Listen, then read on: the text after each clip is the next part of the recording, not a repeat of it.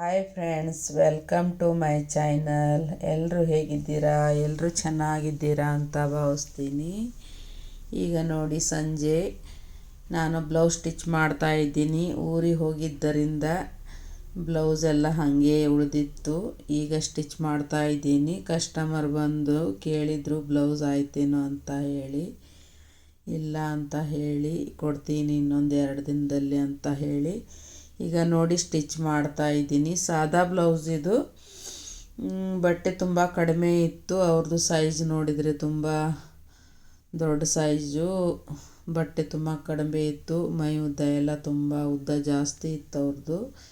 ಹೀಗಾಗಿ ತೋಳಿಗೆ ಸ್ಲೀವ್ಗೆಲ್ಲ ಪೀಸ್ ಬಂದಿದೆ. ನೋಡಿ, ಪೀಸ್ ಜಾಯಿಂಟ್ ಮಾಡಿ ಸ್ಟಿಚ್ ಮಾಡ್ತಾ ಇದ್ದೀನಿ. ಬಟ್ಟೆ ಕಡಿಮೆ ಬಿದ್ದಾಗ ಈ ಥರ ಪೀಸ್ ಜಾಯಿಂಟ್ ಮಾಡಿಕೊಂಡು ನಾವು ಸ್ಲೀವ್ಸಿಗೆ ಜಾಯಿಂಟ್ ಮಾಡಿಕೊಂಡು ಸ್ಟಿಚ್ ಮಾಡಬೇಕಾಗತ್ತೆ.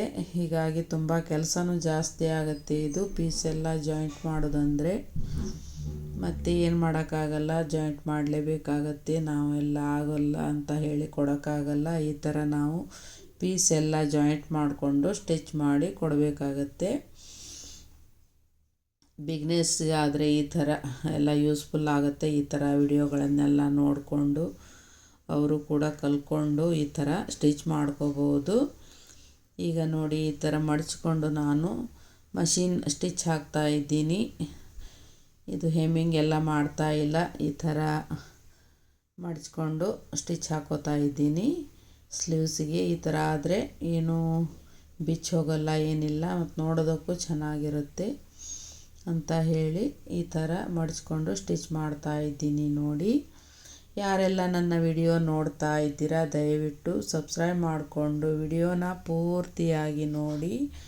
ಹಾಗೆ ನಿಮ್ಮ ಅನಿಸಿಕೆ ಅಭಿಪ್ರಾಯಗಳನ್ನು ಕಮೆಂಟ್ ಮೂಲಕ ತಿಳಿಸಿ. ಆದಷ್ಟು ನಮಗೆ ಸಪೋರ್ಟ್ ಮಾಡಿ. ನಿಮ್ಮ ಸಪೋರ್ಟ್ ನಮಗೆ ತುಂಬ ಮುಖ್ಯ.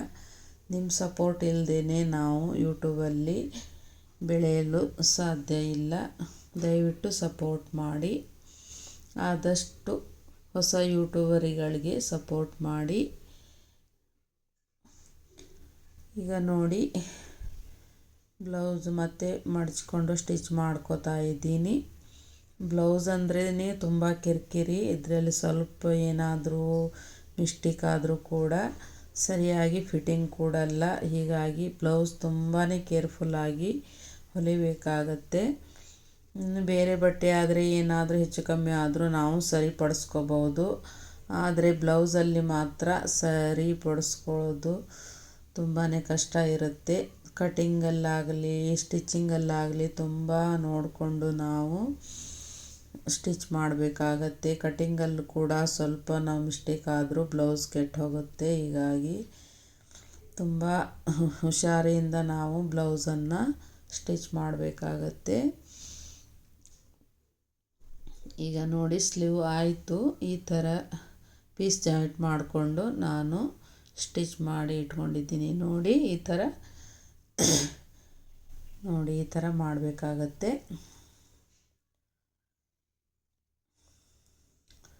ಈಗ ನೋಡಿ, ಲೈನಿಂಗನ್ನು ನಾನು ನೀರಲ್ಲಿ ಹಾಕಿ ಒಣಗಿಸ್ಕೊಂಡು ಎಲ್ಲ ತಂದಿಟ್ಕೊಂಡಿದ್ದೀನಿ. ಈಗ ನೋಡಿ, ಇದನ್ನು ಚೆನ್ನಾಗಿ ಎಲ್ಲ ರಫ್ ಎಲ್ಲ ತೆಗೆದು ಚೆನ್ನಾಗಿ ಸ್ಮೂತ್ ಮಾಡಿಕೊಂಡು ನಾನು ಇದನ್ನು ಫೋಲ್ಡ್ ಮಾಡಿ ಇಟ್ಕೋತೀನಿ. ಅಂದರೆ ಕಟಿಂಗ್ ಮಾಡುವಾಗ ಈಸಿ ಆಗುತ್ತೆ ಕಟಿಂಗ್ ಮಾಡೋದಕ್ಕೆ. ಒಬ್ಬೊಬ್ರು ಏನು ಮಾಡ್ತಾರೆ, ಇದು ಲೈನಿಂಗನ್ನು ನೀರಲ್ಲಿ ಹಾಕೋದೇ ಇಲ್ಲ, ಡೈರೆಕ್ಟಾಗಿ ಹಾಕಿಬಿಡ್ತಾರೆ. ಅಂದರೆ ನಾನು ಯಾಕಂದರೆ ಈ ಸ್ವಲ್ಪ ಸಿಂಕ್ ಆಗ್ಬೋದು ಅಂತ ಹೇಳಿ ನೀರಲ್ಲಿ ಹಾಕ್ಕೋತೀನಿ.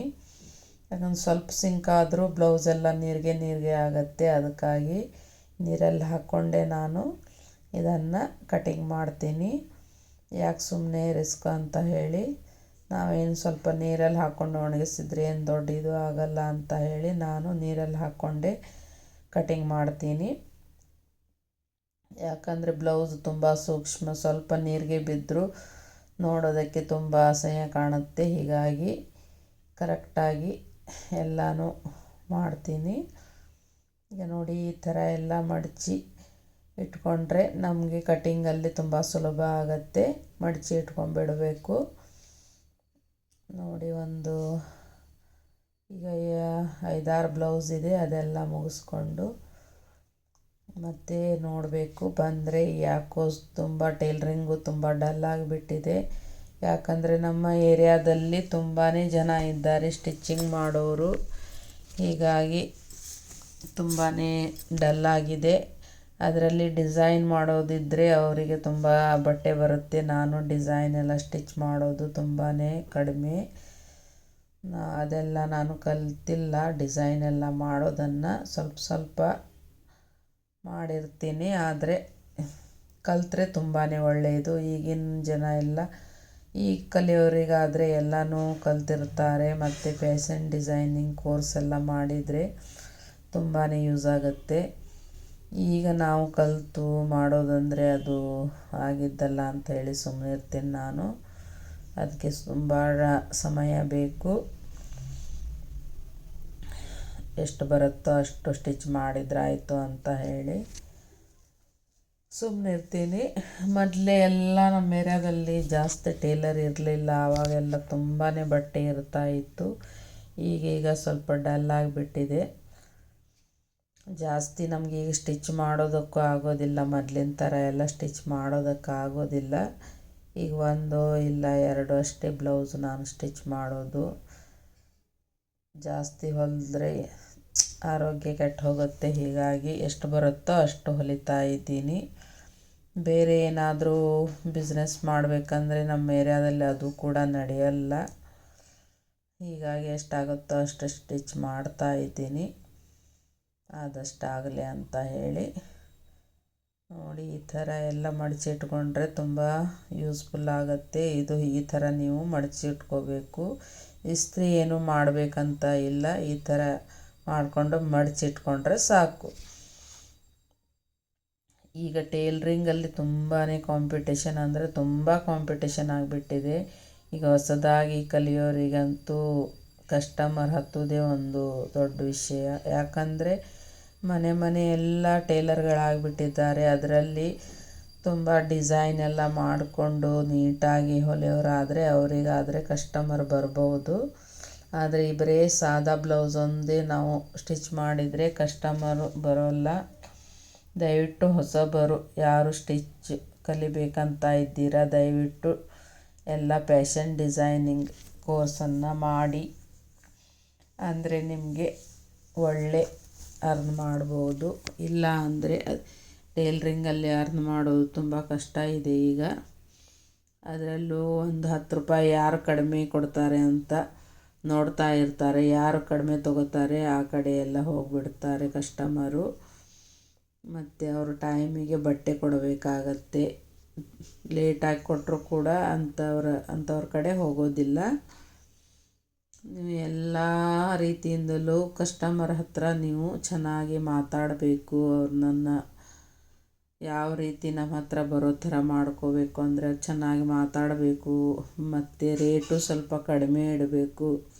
ಆಮೇಲೆ ಚೆನ್ನಾಗಿರೋ ಡಿಸೈನ್ ಎಲ್ಲ ಅವರಿಗೆ ಮಾಡಿಕೊಡಬೇಕು. ಅಂದರೆ ಆವಾಗ ಕಸ್ಟಮರು ನಿಮ್ಮ ಹತ್ರ ಬರ್ತಾರೆ. ಇಲ್ಲ ಅಂದರೆ ಬರೋದು ತುಂಬಾ ಕಷ್ಟ ಇದೆ. ಈಗ ಪ್ರತಿ ಮನೆಯಲ್ಲೂ ಹೊಲಿಗೆ ಮಿಷನ್ ಇದೆ. ಈಗ ಮಷೀನ್ ಇಲ್ಲ ಅನ್ನೋ ಮನೆಯೇ ಇಲ್ಲ. ಆದರೆ ಸ್ಟಿಚ್ ಮಾಡೋರು ಕೂಡ ಅಷ್ಟೇ ಜನ ಆಗಿಬಿಟ್ಟಿದ್ದಾರೆ. ಹೀಗಾಗಿ ಇದರಲ್ಲೂ ಕೂಡ ತುಂಬ ಕಾಂಪಿಟೇಷನ್ ಇದೆ. ಅವ್ರವ್ರ ಲಕ್ ಅದು. ಅವ್ರು ಚೆನ್ನಾಗಿ ಸ್ಟಿಚ್ ಮಾಡೋದಾದರೆ, ಡಿಸೈನ್ ಎಲ್ಲ ಮಾಡೋದಾದರೆ ಕಸ್ಟಮರ್ ಬರ್ತಾರೆ, ಇಲ್ಲ ಅಂತಿಲ್ಲ. ಮತ್ತು ಈಗ ಎಂಬ್ರಾಯ್ಡ್ರಿ ಡಿಸೈನು ಆ ಥರ ಮಷೀನ್ ಇದ್ದವರಿಗೆ ಈ ಥರ ಎಲ್ಲ ಇದ್ದರೆ ಚೆನ್ನಾಗಿರುತ್ತೆ. ಈಗ ನೋಡಿ, ರಾತ್ರಿ 9 ಗಂಟೆ ಆಯಿತು ನೋಡಿ. ನಾನು ಸ್ಟಿಚ್ ಎಲ್ಲ ಮಾಡೋದಿತ್ತಲ್ಲ, ಹೀಗಾಗಿ 9 ಗಂಟೆ ತನಕನೂ ಸ್ಟಿಚ್ ಮಾಡ್ತಾ ಇದ್ದೆ.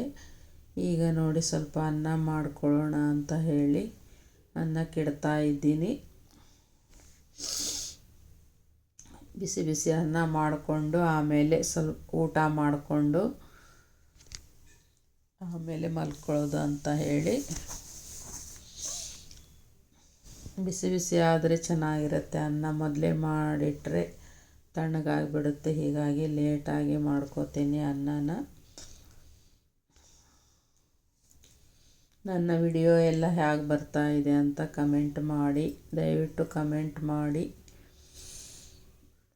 ನಿಮ್ಮ ಅನಿಸಿಕೆ ಅಭಿಪ್ರಾಯಗಳನ್ನು ಏನೇ ಇರಲಿ, ತಪ್ಪಿದರೆ ತಪ್ಪು ಅಂತ ಹೇಳಿ, ಸರಿಯಾಗಿದ್ದರೆ ಸರಿ ಅಂತ ಹೇಳಿ, ಏನೇ ಇರಲಿ ಕಮೆಂಟ್ ಮಾಡಿ ತಿಳಿಸಿ. ನೀವು ಕಮೆಂಟ್ ಹಾಕೋದ್ರಿಂದ ನಾವು ಏನು ತಪ್ಪು ಮಾಡ್ತಿದ್ದೀವಿ ಅನ್ನೋದನ್ನು ನಮಗೆ ಗೊತ್ತಾಗತ್ತೆ. ಹೀಗಾಗಿ ನಿಮ್ಮ ಕಮೆಂಟು ತುಂಬಾ ಮುಖ್ಯ. ದಯವಿಟ್ಟು ಕಮೆಂಟ್ ಮಾಡಿ. ಈಗ ನೋಡಿ, ಪ್ರತಿ ಇದರಲ್ಲೂ ಕಾಂಪಿಟೇಷನ್ ಆಗಿಬಿಟ್ಟಿದೆ.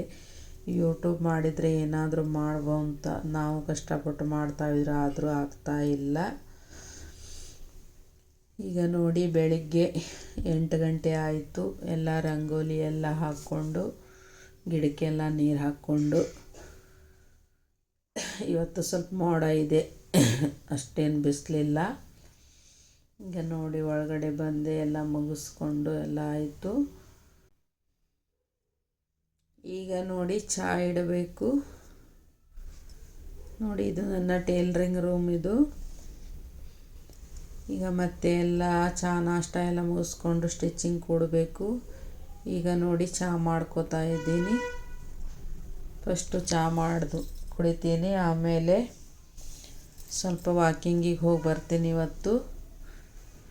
ಇಲ್ಲ ಅಂದರೆ ಮತ್ತೆ ನಾವು ಲೇಝಿ ಆಗಿಬಿಡ್ತೀವಿ ವಾಕಿಂಗಿಗೆ ಹೋದರೆ.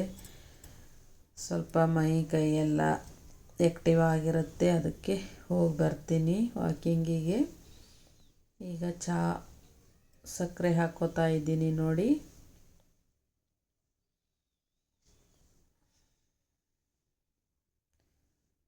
ಟೂರಿಗೆ ಹೋಗಿ ಬಂದಿದ್ದು ಎಷ್ಟು ಸುಸ್ತು ಅಂದರೆ ಅಷ್ಟು ಸುಸ್ತಾಗ್ತಾಯಿತ್ತು. ಆದರೂ ಕೂಡ ನಾನು ಮಲ್ಕೊಂಡಿಲ್ಲ, ಕೆಲಸ ಮಾಡ್ತಾನೇ ಇದ್ದೆ. ಆದಷ್ಟು ಆಗಲಿ ಅಂತ ಹೇಳಿ, ನಾವು ಮಲ್ಕೊಂಡ್ರೆ ಇನ್ನಷ್ಟು ಜಾಸ್ತಿ ಆಗುತ್ತೆ ಅದು. ನಾವು ಸುಮ್ಮನೆ ಕೆಲಸ ಮಾಡ್ತಾನೇ ಇದ್ದರೆ ಅಲ್ಲಿಗೆ ಮತ್ತೆ ನಾವು ಚುರುಕಾಗಿಬಿಡ್ತೀವಿ. ಆದರೆ ಜಾಸ್ತಿ ನಾವು ಮಲ್ಕೊಳ್ಳೋದನ್ನು ನಾವು ರೂಢಿ ಇಟ್ಕೋಬಾರ್ದು. ಯಾವಾಗಲೂ ನಾವು ಆ್ಯಕ್ಟಿವ್ ಆಗಿದ್ದರೆ ತುಂಬಾ ಒಳ್ಳೆಯದು.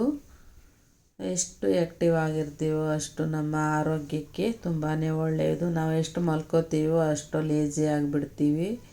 ಮಲ್ಕೊಳ್ಳೋ ರೂಢಿನೇ ಇರಬಾರ್ದು ಜಾಸ್ತಿ. ರಾತ್ರಿ ಅಷ್ಟೇ ನಾವು ಮಲಗಬೇಕು. ರಾತ್ರಿ ಅಷ್ಟು ನಾವು ಚೆನ್ನಾಗಿ ನಿದ್ದೆ ಮಾಡಬೇಕು.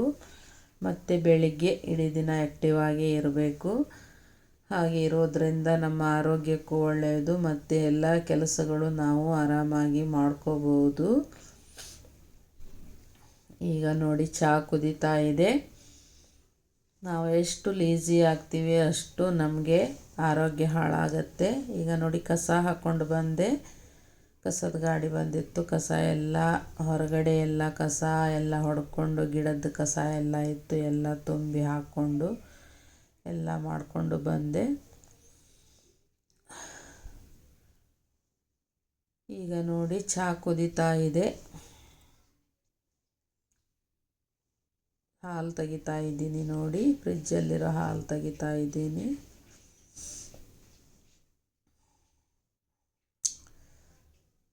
ಮುಖ ಎಲ್ಲ ಒಂಥರ ಆಗಿಬಿಟ್ಟಿದೆ. ಟೂರಿಗೆ ಹೋದಾಗಿನಿಂದ ಬಿಸಿಲು, ತುಂಬ ಬಿಸಿಲಿತ್ತು. ಅಲ್ಲಿ ಅರುಣಾಚಲದಲ್ಲಿ ಸಿಕ್ಕಾಪಟ್ಟೆ ಬಿಸಿಲಿತ್ತು. ಆ ಬಿಸಿಲಲ್ಲಿ ನಾವು ಗಿರಿ ಪ್ರದಕ್ಷಿಣೆ ಎಲ್ಲ ಹಾಕಿದ್ದಕ್ಕಾಗಿ ತುಂಬಾ ಇದು ಸ್ವಲ್ಪ ಕಲರೆಲ್ಲ ಚೇಂಜ್ ಆಗಿಬಿಟ್ಟಿದೆ. ತುಂಬ 14 ಕಿಲೋಮೀಟ್ರ್ ನೋಡಿ, ಅದು ಗಿರಿ ಪ್ರದಕ್ಷಿಣೆ 14 ಕಿಲೋಮೀಟ್ರ್ ನಾವು ಪ್ರದಕ್ಷಿಣೆ ಹಾಕಿ, ಆಮೇಲೆ ಅದು ಮೋಕ್ಷ ಬಾಗಿಲು ಅಂತ ಇದೆ, ಅದರಿಂದ ಹೊರಗಡೆ ಬಂದು ಆಮೇಲೆ ಅರುಣಾಚಲೇಶ್ವರನ ದರ್ಶನ ಮಾಡಿಕೊಂಡು ಬಂದಿದ್ದೀವಿ. ತುಂಬಾ ಚೆನ್ನಾಗಿದೆ ದೇವಸ್ಥಾನ ಅಂತೂ. ಸಾಧ್ಯ ಆದರೆ ನೀವು ಕೂಡ ಒಂದು ಸಲ ಹೋಗಿ ಬನ್ನಿ. ತುಂಬಾ ಚೆನ್ನಾಗಿದೆ. ನಾನು ಸ್ವಲ್ಪ ವಿಡಿಯೋನ ಮಾಡಿದ್ದೀನಿ, ಅದನ್ನು ಹಾಕ್ತೀನಿ. ನಾನು ಇನ್ನೂ ಎಡಿಟ್ ಏನೂ ಮಾಡಿಲ್ಲ, ಅದು ಹಾಕ್ತೀನಿ. ಆದರೆ ಒಳಗಡೆ ಗರ್ಭಗುಡಿಯಲ್ಲಿ ಎಲ್ಲ ಒಳಗಡೆ ದೇವಸ್ಥಾನದ ಒಳಗಡೆ ಎಲ್ಲ ವಿಡಿಯೋ ಮಾಡೋದಕ್ಕೆ ಕೊಡೋದಿಲ್ಲ. ಹೀಗಾಗಿ ನಾನು ವಿಡಿಯೋ ಎಲ್ಲ ಮಾಡಲಿಕ್ಕೆ ಆಗಲಿಲ್ಲ. ಒಳಗಡೆ ದೇವರಿದ್ದಲ್ಲೆಲ್ಲ ವಿಡಿಯೋ ಮಾಡೋದಕ್ಕೆ ಕೊಡೋದೇ ಇಲ್ಲ, ಎಲ್ಲಿ ಕೂಡ ಕೊಡಲ್ಲ. ಹೀಗಾಗಿ ಅಲ್ಲೆಲ್ಲ ವಿಡಿಯೋ ಮಾಡೋದಕ್ಕಾಗಲಿಲ್ಲ. ಅದು ದೇವಸ್ಥಾನ ಮಾತ್ರ ತುಂಬ ದೊಡ್ಡದಾಗಿದೆ, ತುಂಬಾ ಚೆನ್ನಾಗಿದೆ. ಎಲ್ಲ ಕಲ್ಲಲ್ಲಿ ದೇವಸ್ಥಾನ, ನೋಡುವಂಥ ದೇವಸ್ಥಾನ ಇದೆ, ತುಂಬಾ ಚೆನ್ನಾಗಿದೆ. ನೀವು ಕೂಡ ಒಂದು ಸಲ ಹೋಗಿ ಬನ್ನಿ. ತುಂಬ ಪವರ್ಫುಲ್ ದೇವರು. ಅಲ್ಲಿ ಹೋದರೆ ಏನಾದರೂ ಒಳ್ಳೆಯದಾಗೇ ಆಗುತ್ತಂತೆ. ಹೀಗಾಗಿ ನಾವು ಕೂಡ ಹೋಗಿದ್ವಿ. ನಮ್ಮ ಮಗಳು ನಮಗೆ ಕರ್ಕೊಂಡು ಹೋಗಿದ್ಲು. ಹೀಗಾಗಿ ನಾವು ಎಲ್ಲ ಫ್ಯಾಮಿಲಿ ಎಲ್ಲ ಕೂಡಿ ಹೋಗಿದ್ವಿ. ತುಂಬಾ ಚೆನ್ನಾಗಿದೆ ದೇವಸ್ಥಾನ ಮಾತ್ರ. ನೋಡುವಂಥ ದೇವಸ್ಥಾನ ಅಷ್ಟು ಚೆನ್ನಾಗಿದೆ. ನೀವು ಕೂಡ ಒಂದು ಸಲ ಹೋಗಿ ಬನ್ನಿ ಅಂತ ಹೇಳ್ತಾ ನಾನು. ನಿಮಗೂ ಏನಾದರೂ ಒಳ್ಳೆಯದಾಗ್ಬೋದು ಅಲ್ಲಿ ಹೋದ್ಮೇಲೆ. ಎಲ್ಲರಿಗೂ ಅಲ್ಲಿ ಹೋದವರಿಗೆಲ್ಲ ಒಳ್ಳೆಯದಾಗಿದೆ ಅಂತೆ. ಹೀಗಾಗಿ ನಾವು ಕೂಡ,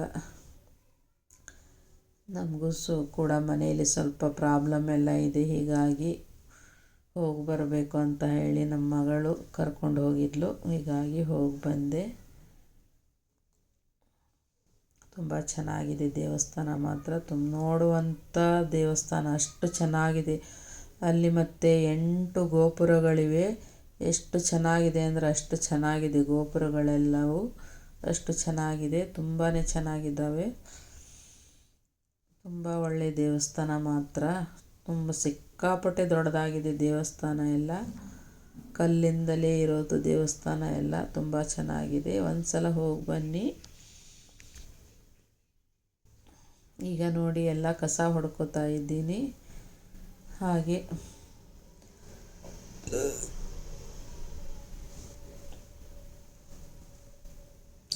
ನೋಡಿ ಚಹಾ ಎಲ್ಲ ಕುದೀತಾ ಇದೆ. ಈಗ ಚಹಾ ಕುಡಿಬೇಕು. ಚಹಾ ಕುಡ್ಕೊಂಡು ಸ್ವಲ್ಪ ವಾಕಿಂಗಿಗೆ ಹೋಗಿ ಬರ್ತೀನಿ.